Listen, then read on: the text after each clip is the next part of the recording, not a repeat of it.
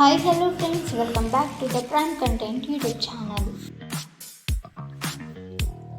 Reserve bank of India దేశంలో polymer plastic నోట్లను తిరిగి ప్రవేశపెట్టనుంది.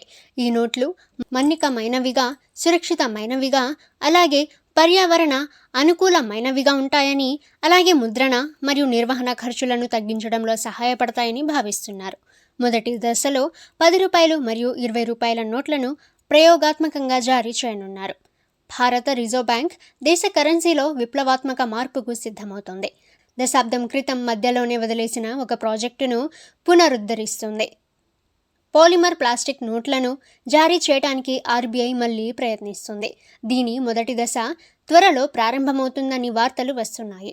మొదటి దశలో దేశంలో అత్యధికంగా చలామణిలో ఉండి సులభంగా చెరిగిపోయే 10 మరియు 20 రూపాయల నోట్లను ప్రయోగాత్మకంగా పాలిమర్ రూపంలో జారీ చేయనున్నారు. ఇక పాలిమర్ కరెన్సీ నోట్లు అంటే ఏంటో తెలుసుకుందాము. సాధారణ కాగితపు నోట్లను పత్తి మరియు నారతో తయారు చేయగా, పాలిమర్ నోట్లను బయాక్సియల్లీ ఓరియంటెడ్ పాలీప్రొపిలిన్ అనే ఒక ప్రత్యేకమైన ప్లాస్టిక్ ఫిల్మ్తో తయారు చేస్తారు. ఇవి సాధారణ నోట్లలాగానే తేలికగా మరియు మడవడానికి వీలుగా ఉంటాయి. వీటి ప్రయోజనాలేంటో ఇప్పుడు మనం చూద్దాము. ఇవి కాగితపు నోట్ల కంటే 2 నుంచి 4 రెట్లు ఎక్కువ కాలం మన్నుతాయి. సాధారణ నోట్లు 1.5 నుండి 2 సంవత్సరాలలో పాడైపోతుండగా, పాలిమర్ నోట్లు 7 సంవత్సరాల కంటే ఎక్కువ కాలం మన్నుతాయి. అలాగే ఇవి పూర్తిగా జల నిరోధకమైనవి. వర్షంలో లేదా ఉతికినప్పుడు పాడవవు. ఇవి బురదను లేదా నూనెను పీల్చుకోవు. అలాగే వీటిలో అధునాతన హోలోగ్రామ్లు ఉంటాయి. ఇది నకిలీ నోట్ల రాకను నివారించడానికి బాగా సహాయపడతాయి. అలాగే పాడైన కరెన్సీ నోట్లను రీసైకిల్ చేసి ఇతర ప్లాస్టిక్ ఉత్పత్తులుగా మార్చవచ్చు.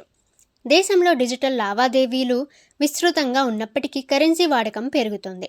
ఈ కారణంగానే ఆర్బీఐ ఈ కొత్త చర్య తీసుకుంది. ఇక కొన్ని గణాంకాలైతే ఇక్కడున్నాయి. 2026 మార్చి చివరి నాటికి దేశంలో చలామణిలో ఉన్న మొత్తం కరెన్సీ 41.23 లక్షల కోట్లకు పెరిగింది. ఇది గత ఏడాదితో పోలిస్తే 11.8% పెరుగుదల. 2025 ఆర్థిక సంవత్సరంలో ఆర్బీఐ కేవలం నోట్ల ముద్రణకే 6,372.8 కోట్లు ఖర్చు చేసింది. అయితే 2026లో పెద్ద నోట్ల ముద్రణకు ప్రాధాన్యత ఇవ్వడంతో ఇది 4,875.2 కోట్లకు తగ్గింది. కరెన్సీ మురికిగా చిరిగిపోయి ఉండటం వల్ల 2025 ఆర్థిక సంవత్సరంలోనే ఆర్బీఐ మార్కెట్ నుండి 2,380 కోట్ల నోట్లను ఉపసంహరించి ధ్వంసం చేసింది.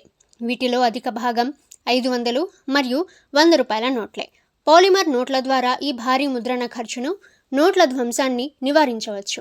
ముద్రణ ఖర్చు అధికంగా ఉన్నప్పటికీ దీర్ఘకాలంలో ఇది లాభదాయకమని ఆర్బీఐ చెబుతోంది. భారతదేశం 2012లో 5 నగరాల్లో ప్రయోగాత్మకంగా 10 కోట్ల 10 రూపాయల డినామినేషన్ పాలిమర్ నోట్లను జారీ చేసింది.